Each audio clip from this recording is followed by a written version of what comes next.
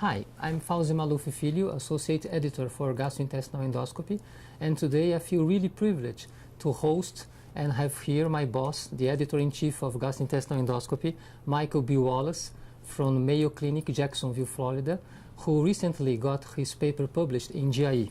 The paper is entitled EUS-guided fine needle biopsy sampling using a novel fork tip type needle, a case control study.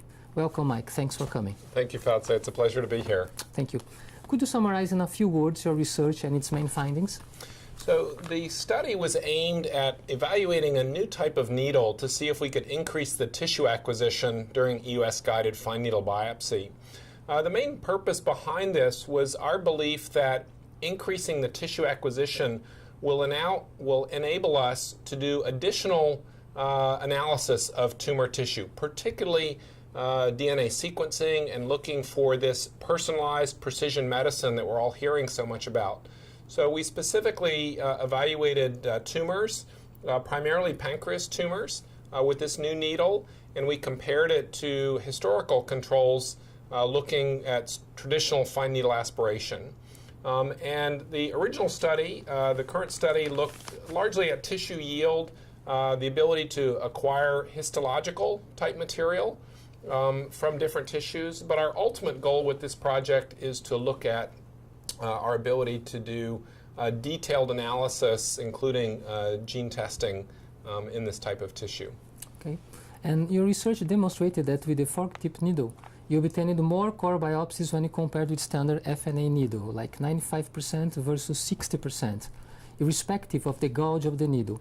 Could you give more details on the technique of USFNB when using the fork tip needle, especially focusing on selection on the gauge of the needle, suction versus no suction, stylet or non-stylet? Yeah, it's a good, there's some technical considerations for this needle. The needle tip, as you know, most FNA needles are shaped a little bit like a shovel. They have one sharp blade and then an open face. This needle is shaped more like a post digger, something that acquires, it has two sharp prongs.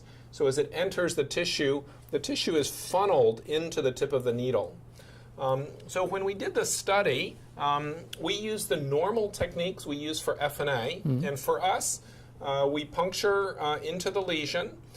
We acquire tissue through passing the needle back and forth for approximately 30 seconds. Okay. And we use the slow stylet pull technique. So the stylet is slowly withdrawn over that 30 seconds. That produces a small amount of negative pressure.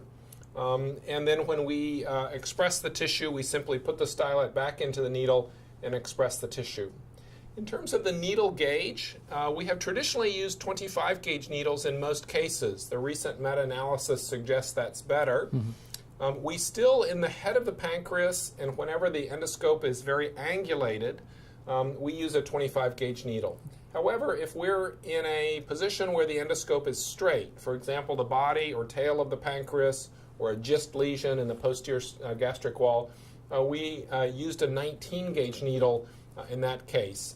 Again, our goal was for this study to get histology, and we thought the 19 gauge needle would give us more histology. Great. In your unit, ROSE, Rapid On-Site Cytology Evaluation, is routinely performed. How did the cytotechnician or pathologist manipulate the specimen obtained with this new needle, the fork tip knife? So you're right, we did use ROSE, or Rapid On-Site Cytological Evaluation, in all cases. That's our standard of practice. Once we acquire the tissue and we pass the needle to the cytotechnician, we push the stylet back into the needle with the tip of the needle overlying a glass slide. Some material comes out, which is usually a combination of liquid and solid material. We then use a second small needle, just a normal hypodermic needle, to pick up the solid tissue, and we make a touch prep from that. And we roll gently the tissue onto a slide to exfoliate some cells, and then the remainder of the solid tissue we put in formalin so that we can make formalin-fixed, paraffin-embedded tissues. The liquid material, we make traditional thin smears. Two slides together, we smear it, and then one goes in alcohol for Papa-Nicolau stain, and one is air-dried for a Diff-Quick or a modified Romanowski stain. Thank you. And could you comment on the safety profile of this needle? So in these cases, in fact, we've now done more than 70 to 80 of these. We've not had any complications, bleeding, pancreatitis. So the safety appears similar to standard fine needle aspiration. There is one slight difference with this needle because of the very sharp tip and the two-prong tip. When you push the needle out of the sheath of the needle apparatus, we leave the stylet all the way at the end. But when we puncture the needle, we pull the stylet slightly back so that both sharp tips are fully exposed. This needle also has one additional safety feature. The needle actually separates from the handle itself. So the handle, the plastic part, stays attached to the echoendoscope, and only the needle is removed. And it's got a special a sliding tip which covers the sharp portions, so it reduces the risk of sharp injuries. Fortunately, we've not had any sharp injuries to our staff or our physicians, but that was something that they built into this needle to make it safer. That's nice. I understand that your research did not deal on cost impact, but could you comment on the possible cost impact of this new needle compared to the standard ones? Yeah, so that's an important question because this needle, as well as some of the other newer needles that obtain core biopsies, are more expensive than the traditional FNA needle. So we have to ask, is it worth that extra expense? So we've not done a formal cost analysis yet, but the potential cost savings to make this cost effective, one potential cost savings is avoiding doing a repeat EUS. If we can really show that we can get an adequate diagnosis all of the time, as opposed to 90 to 95% of the time, which is what's widely reported, we can reduce repeat procedures. That would be a major cost savings. The other factor is it simply is quicker because, as you saw in the study, we're routinely getting diagnostic material in a single pass, as opposed to 2 to 3 passes. So that saves time.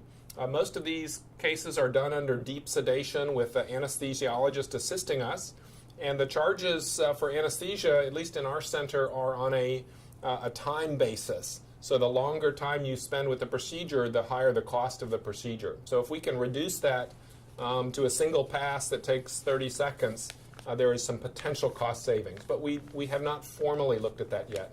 I see. And while discussing your findings, you made a very interesting comment that I will quote. Larger tissue volume is important for DNA yield and the ability to perform genomic analysis of pancreatic tumor tissue. This is important in the growing field of individualized medicine. Could you explain this concept of individualized medicine? Yeah, so first of all, I would point out that in this study, where we're doing mostly pancreas biopsies, it's not necessary to get core tissue. A fine needle aspiration in most cases is sufficient. Where core tissue is important are certain lesions like lymphoma, if we're biopsying lymph nodes suspected of lymphoma, GI stromal tumors, autoimmune pancreatitis. So those are the cases where we think the histology will be important.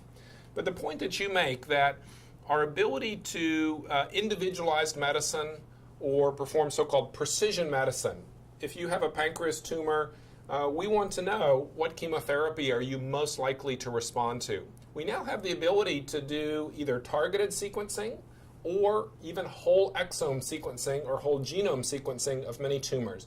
But we need a sufficient amount of tumor cells and DNA from those tumor cells to do that. With current FNA, we've not generally been able to do that. We're hopeful that with these larger and better design needles that we can indeed individualize therapy, particularly in pancreas cancer, which still remains a very deadly cancer. Thank you, Mike. Very good. Thank you, Fats. It's a pleasure to be here. My pleasure. My pleasure. Thank you.